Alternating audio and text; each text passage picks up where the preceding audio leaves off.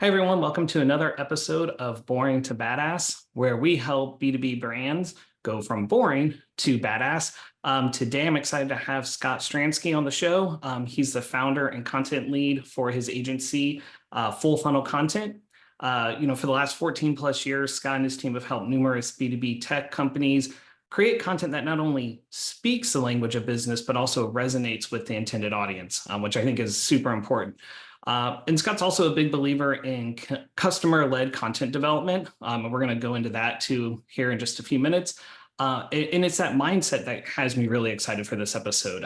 Because as Scott told me on our previous call when we were talking before we recorded this episode was, content for content's sake is a losing proposition. So I'm excited to have Scott on the show, and thanks for coming, Scott. Well, thanks for having me. I'm excited to be here. Cool. So let's go ahead and just start right into it. Customer-led content development. Kind of what is it? What does it mean? And why is it important? Yeah. So broadly speaking, customer-led content is really any content that you can produce about your customer's experience with your brand that starts with a conversation. So for most people, first thing that comes to mind is case studies. Right? We do an interview. We ask them some questions about their life before they met us. Now, how's their business after using our product or service? And we write a little challenge, solution, benefit case study that we slap up on the website, and we call it good. And that's it. But really, customer-led content is an entire universe of content that can be things like question and answer blogs, as they were having a conversation like this, how-to videos or explainer videos from your customers showing how they use your product or service, first-person opinion pieces for LinkedIn, webinars or keynote recordings or speeches that they've given that you're recording and repackaging, or a compilation of multiple customers all answering the same question in like an ebook or some interactive piece. Any number of things. The only limit is your creativity as a marketer. But broadly speaking, it's not content that's about your customer. Customer-led content is content produced with your customer or from your customer. And the reason that this is important for brands to understand is that, or for brands to adopt, is that it's really one of the only things that your competitors cannot mimic. They cannot copy. They cannot rip it off and use it as their own. It is a real and actual differentiator for marketers and for brands as a whole, which I think is what a lot of marketers are always looking to try to accomplish, is how do we just stand out from those guys? Cool. So because like you said, it's a different mindset, right? Compared to just creating content about the customer, but actually with the customer. So what do marketers need to be doing differently to create customer-led content versus probably what they're doing now? Yeah, I think the first step is to look inward, right? Think about how you buy things. And I think we'll talk about this in a little bit as well, as sort of the buyer's journey, so to speak. But marketers love to consider themselves empaths. We're super empathetic. We're always trying to get into the minds of our prospects. That's why we create personas and ideal customer profiles. But then if you're just creating content about those people, then you're sort of ignoring the whole point of doing it in the first place. So it's a reasonably simple, maybe not easy, but a simple mindset shift about putting yourself in the position of your target audience, who you want to speak to, about the type of information that they would want to hear rather than the type of information that your brand wants to put out. So it's a big shift. It's a heavy lift for a lot of people, for a lot of marketers, because we've been taught to do things a certain way and look at the market a certain way for so long. But once you make that shift, you'll start to understand the value of having other people, particularly people who love your product or service, do a lot of your content development and content planning for you. So I'm assuming then that means like you need to be talking with your customers regularly, correct? Correct. Okay. And I feel like that's kind of we talked about this before on the call that we had previously. There's this kind of concept lately that seems, especially mostly because I'm on LinkedIn, and it might be Mhm. on other social platforms, but people constantly tell you, oh, you just need to talk to your customers, but they don't Yeah, really tell you like how, or like what you should right. be thinking about. So what are some like what are the first steps when marketers are looking and go, okay, I need to talk to my customers. Like, what are those first steps that they should be doing to start that process, and what questions should they be asking Yeah. customers? Yeah, I think it's a pretty safe bet as a general rule that anytime you hear the word just in front of an activity, it's a pretty good indicator that the person saying it has either never done it themselves before or they don't know what they're talking about. Because in this case, when you're talking about just talk to your customers, it completely ignores the amount of time, the effort, the strategy that goes into having those customer conversations.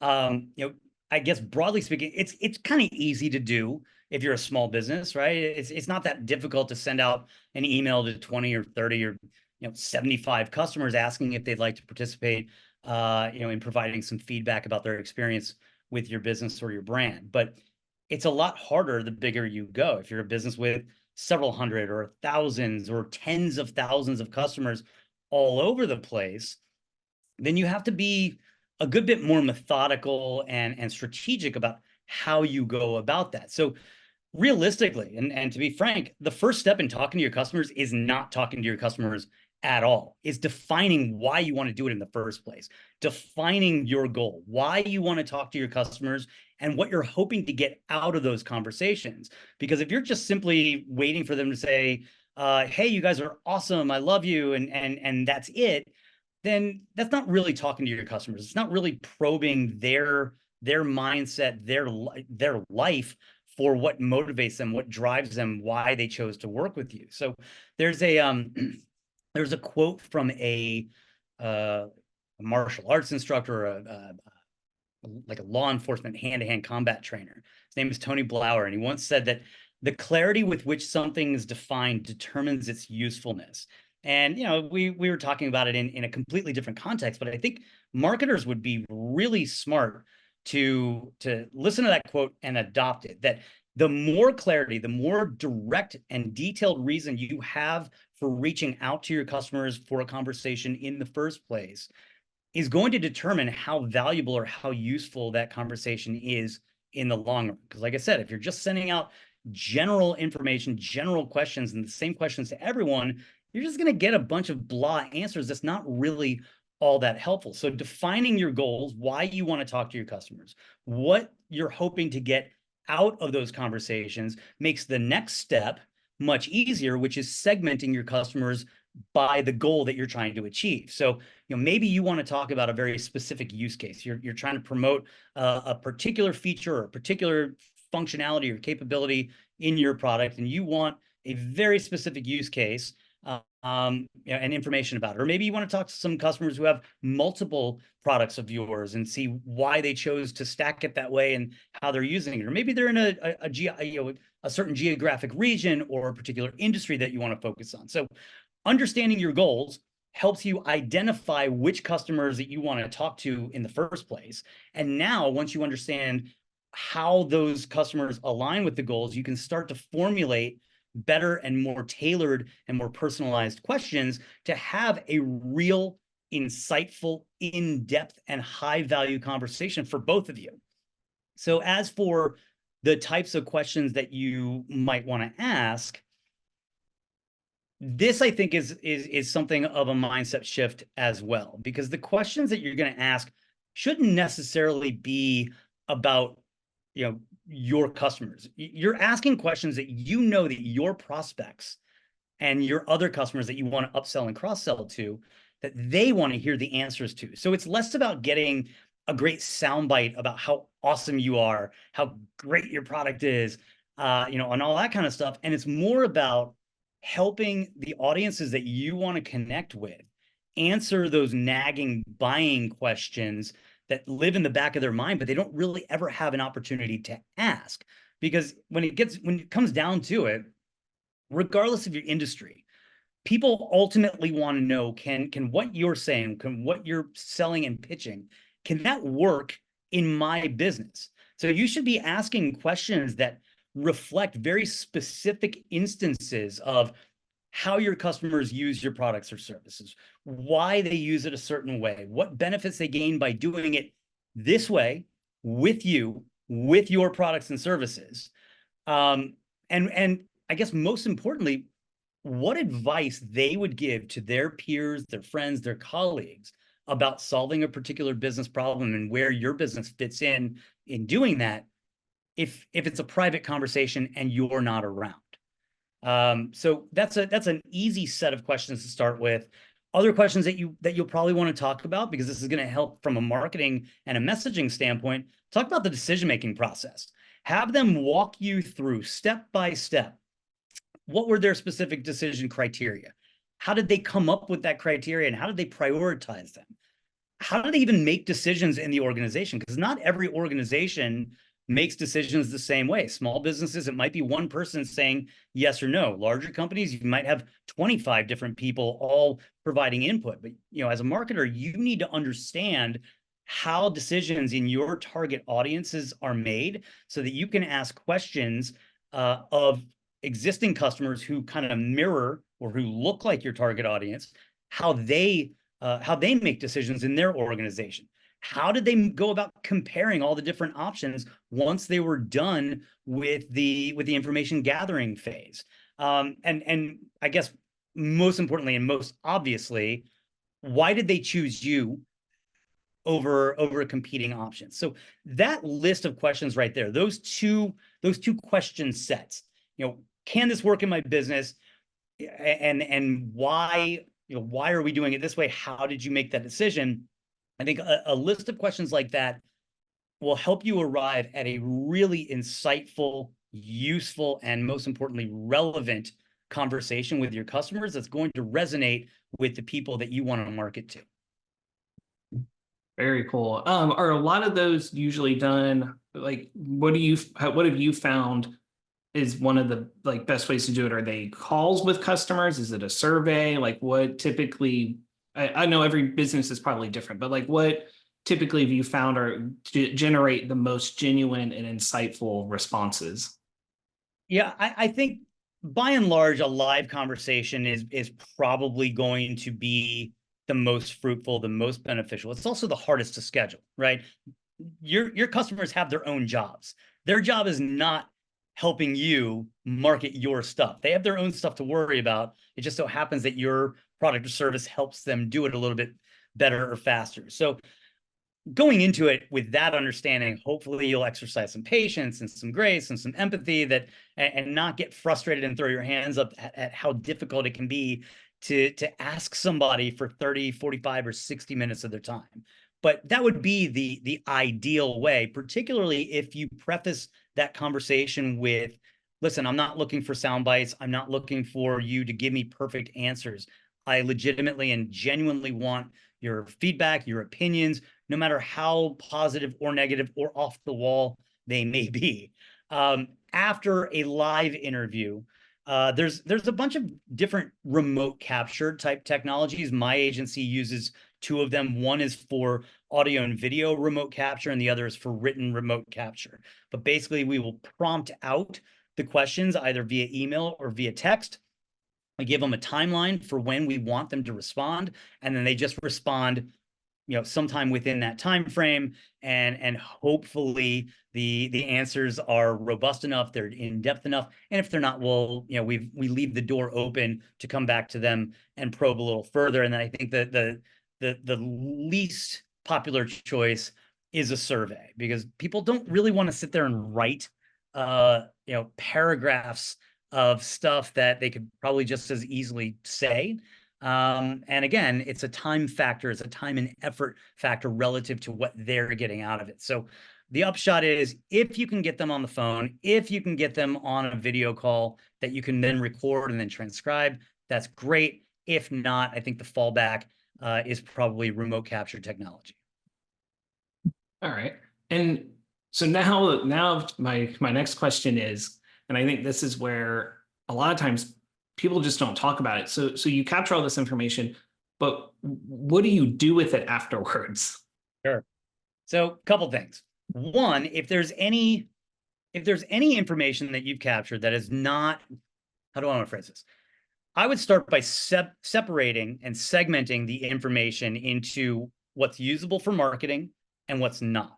Because a lot of times what you're going to hear, particularly in a product or solution-based conversation, is a lot of feedback about the product that can and should go directly to your product team. They want to hear this. They want to hear how your customers are interacting with the product, what they like, and more importantly, what they don't like, so that they can start collecting further feedback and investigating, what's the next iteration of our product. So you're looking for information that the product team might be able to use, that the sales team might be able to use, that the customer success or customer support team might be able to use, and then you as the marketer get to keep everything else. So the first step, obviously, from there is to produce whatever content you were going to produce in your mind in the first place. Maybe it's a case study, maybe it's an ebook, maybe it's whatever the case may be, and keep your customer in the loop, keep them involved in the approval and the editing process, keep them engaged at the very least, just to make sure that you are genuinely capturing and accurately portraying their experiences and their responses. But an important thing to keep in mind is that this cannot and should not be a one-time, one-off experience. This needs to be an ongoing outreach, an ongoing engagement, an ongoing relationship with your customer, even as a marketer, if you're not the relationship owner. Because we have there's a new sort of marketing movement out there, the customer-led growth motion, the next evolution from engineering-led growth and sales-led growth and product-led growth, now moving into customer-led growth. And in this customer-led growth philosophy, customers are both a shared asset and a shared responsibility across the organization. So your account manager or your customer success manager may be the one who technically owns the relationship with a particular customer, but as a marketer, you are still responsible for remaining engaged, for remaining in contact, and keeping in touch with these customers. So it's important to keep in mind that after you've made this ask, after you've done this one thing, ask them what other types of topics or subjects they enjoy talking about. And it doesn't even have to be anything that's particularly specifically related to your product or service. Maybe it's an industry that you want to target. Maybe there's a subject or a topic that you want to develop more content around that they might happen to enjoy talking about. So I would ask them what other topics or subjects they enjoy talking about. Get a sense of whether they'd even be interested in participating in other content development activities in the future. Maybe it's a speaking engagement somewhere at a conference that you happen to be sponsoring. Maybe it's participating in a webinar. Maybe it's them writing a guest blog for you, or whatever the case may be. Just probe them a little bit for what they would want to do, for what they're interested in, and then mark your calendar for reminders. Maybe it's every quarter, maybe it's every 6 months. I don't know, whatever works for you and your workload and your customer base. But mark some reminders down to check in on them, see how things are going, see if they have any new or exciting developments or achievements or wins that they want to share with you or share with the world. Maybe they have an opinion on a trending topic, on a hot topic, anything like that can get more insight and expertise out of their head and into your marketing material over the course of time. Awesome. That's so much like great actionable steps on how to do that. Because like I said, I just don't see a lot of marketers actually talk about what to do with the content that you get from talking with your customers. You had mentioned too earlier when you were talking about, really the benefits of it and the fact that it helps you create something that can't be replicated, right? Your competitors can't replicate it and all that. Are there any other ways that marketers can create content to like kind of stand out? And I know what you've quoted before is like the sea of sameness. Like Yeah. what other strategies or other things can they do to continue to create content that, differentiates themselves? Yeah, I think that there, in today's day and age, there are really only two ways that you can do that. One is with the voice of your customer, tapping into your customers' experiences and their expertise. Because, like, listen, nobody is a better expert or a bigger expert on using a particular product or service to solve a business problem than your customers who are actually using that product or service to solve a business problem. But failing that, the only other way that you can really stand out, the only thing that makes you different from your competitors is the people that work for your company. Because so here's the thing. In B2B, every product and every service does kind of the same thing. So like in tech, for example, every solution, you go to any tech website, doesn't matter if it's software or networking or whatever the case may be, they accelerate, optimize, enhance, transform, or secure something. In professional services, everybody offers premium services and hands-on white glove service and seasoned professionals who are handling the work. Everybody does the same thing, so they talk about it the same way. The only ways that you can stand out in that sea of sameness is the voice of your customer and the voice and the insights from your subject matter experts, the people who are actually building your business. So that might be your executives, it might be the product owners and developers, it could be your salespeople, it could be your customer success people. Hell, it might even be your marketing leadership if they have unique opinions or they've done some kind of zany things that worked in the past. Right, the people that work there, yeah, there's some overlap with other experts, right? If you're a tech company, software developers talk like software developers. They all know basically the same things, but individually they've had different experiences, and those experiences shape the way that they approach their work. And when you have a collection of people whose previous experiences shape the way that they work and they all kind of align, that's a culture. And so it's the easiest way to share with the world what makes your business different fundamentally is not the technology, it's not the features, it's not the capabilities, it's the people that make up the company and the people that use the products or services every single day. I really want to dive into more about where you're talking about kind of the subject matter experts and stuff inside the business.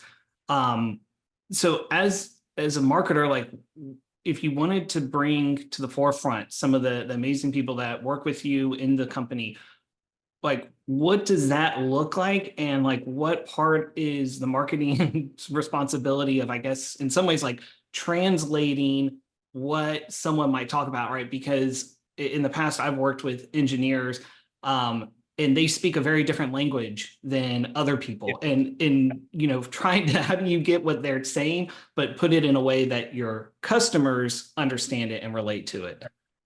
Yeah, so really good question. Fortunately, the way that you do it looks a lot like how you would do it with your customers, with the voice of the customers.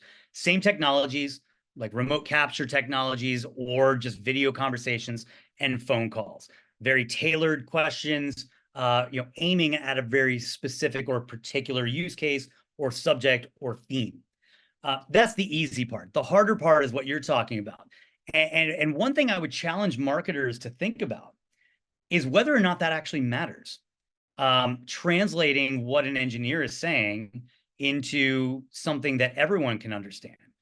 Because depending on how narrow your marketing focus is and how well defined your marketing objectives are and your marketing programs are, it's not necessarily important for general business users to understand what the engineer is talking about. It's not important generally for marketers to understand what the engineers are talking about. It's important for other technical people who speak that language to understand what your engineer is talking about.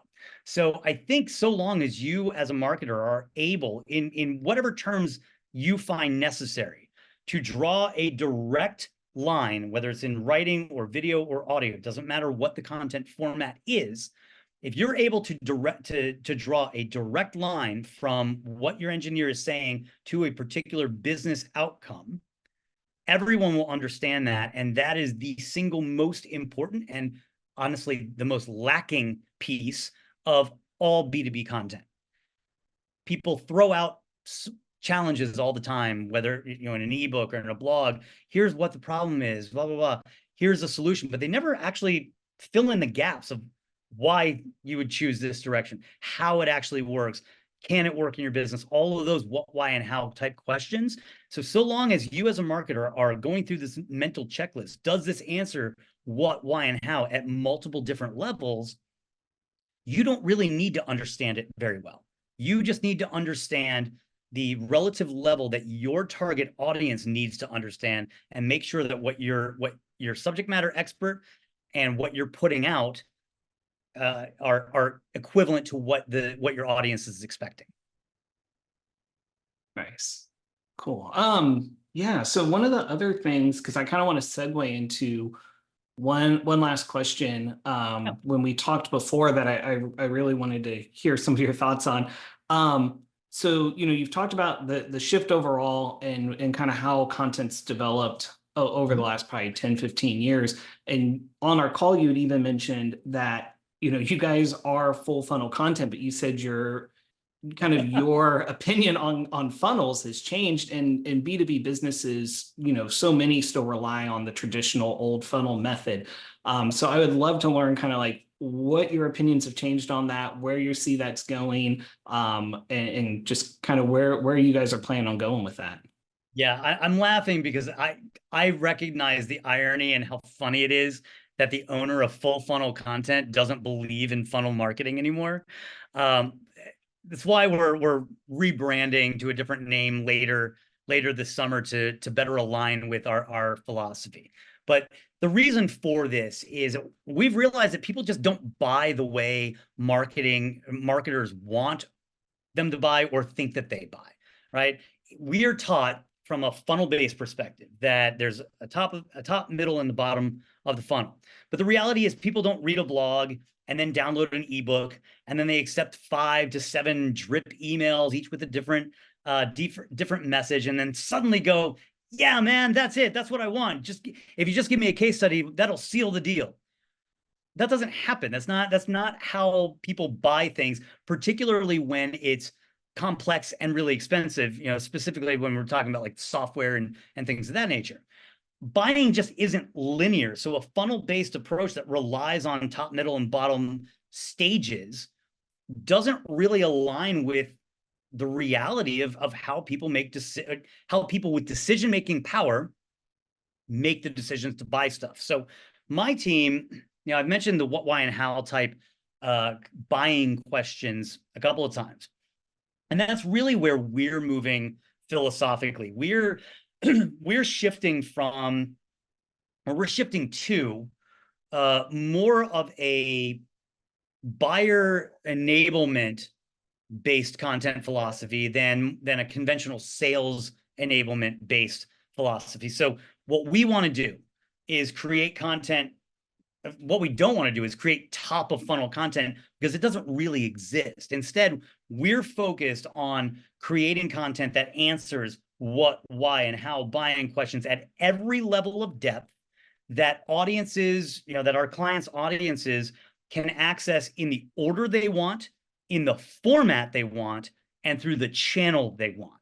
Because we already know from research that, depending on what number you're referencing, as much as 75% or 80% of the buying process is already complete before somebody even talks to a salesperson. So force feeding them content in a certain order completely disregards where they are in their individual buying process or their buying journey, as everybody loves to say. So we think that the smarter and the more empowering version of this is to rethink about the questions and the problems and the challenges that they're trying to solve in their business. We know who they are. We can talk to our customers. We can talk to our internal subject matter experts about what the challenges are that our target audience is facing, how they typically go about solving it, why those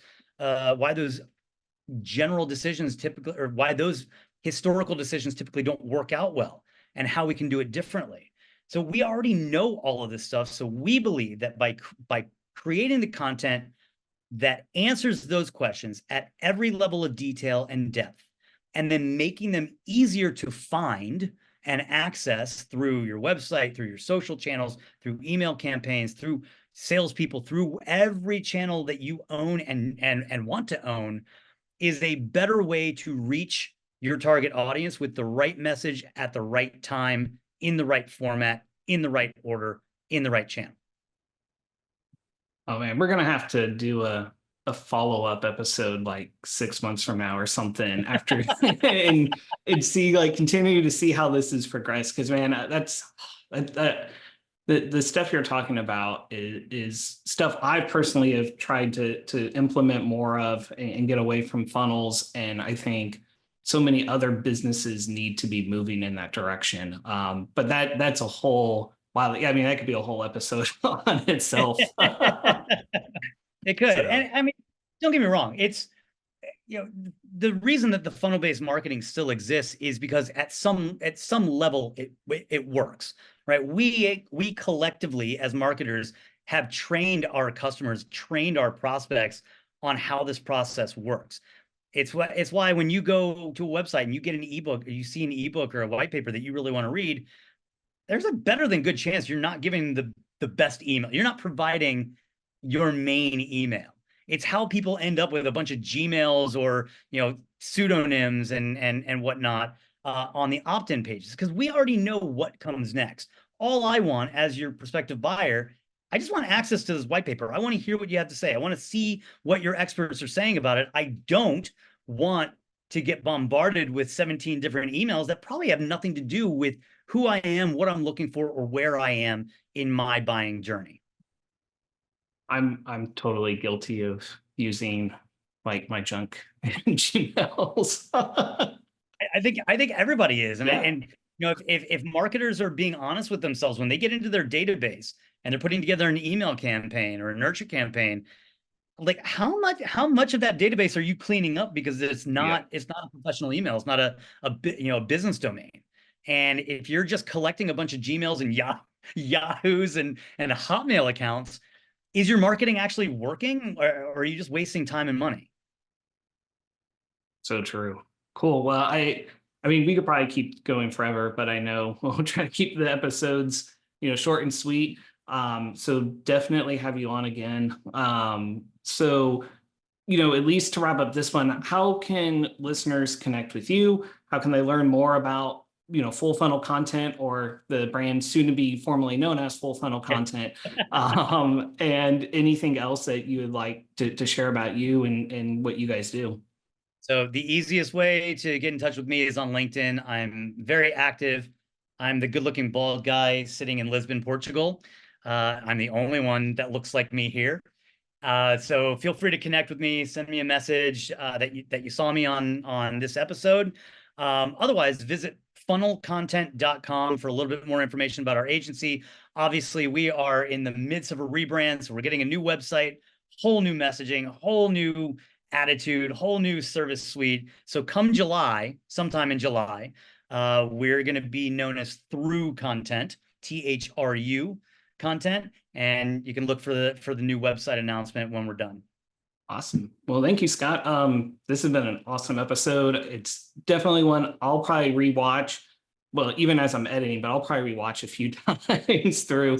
And so thanks everyone for listening. I guarantee you've gotten a lot of great value out of this episode and having Scott share his knowledge. So thanks again, Scott, for being on the show. Thanks for having me. Appreciate it. This is great. Hope to do it again.